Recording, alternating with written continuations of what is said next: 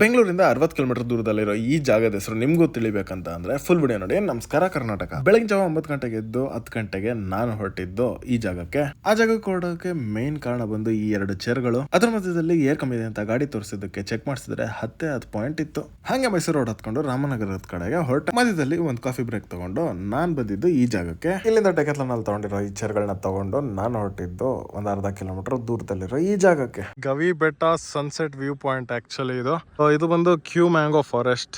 ಈ ಜಾಗ ಬಂದು ಸನ್ಸೆಟ್ ಆಗುವ ಜಾಗ. ನಾನು ಇಲ್ಲಿ ನಿಂತಿದ್ದೀನಿ ಈ ಬಂಡೆ ಮೇಲೆ.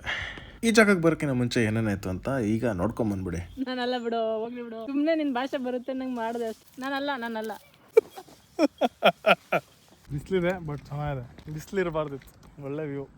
ಬಿಸಿಲಿರಬಾರ್ದು ಅನ್ಕೊಂಡ್ವಿ, ಆದ್ರೆ ಬಿಸಿಲು ಸಖತ್ತಾಗಿತ್ತು. ಯಾಕೆಂದ್ರೆ ನಾವಾಗಿದ್ದು ಮಟ 12 ಗಂಟೆಲಿ. ಅದರಲ್ಲೂ ಆ ಬಂಡೆಗಳಂತೂ ಸಖತ್ತಾಗಿ ಸುಡ್ತಾ ಇದ್ವು. ಅದಕ್ಕೆ ನಾಳೆಗೆ ಬಂದು ಚೇರ್ ಹಾಕೊಂಡು ಆರಾಮಾಗಿ ಚಿಲ್ ಮಾಡ್ಕೊಂಡು 1-2 ಅವರ್ ಕೂತಿದ್ವಿ. ಅದಕ್ಕಿಂತ ಮುಂಚೆ ಬಂಡೆ ಮೇಲೆ ಕೂತಾಗ್ಲೇ 1 ಬಾಕ್ಸ್ ಮ್ಯಾಗಿ ಖಾಲಿ ಮಾಡಿದೆ. ಈ ವಿಡಿಯೋದಲ್ಲಿ ಇಷ್ಟೇ, ಮುಂದಿನ ವಿಡಿಯೋದಲ್ಲಿ ಸಿಗೋಣ. ಬಾಯ್.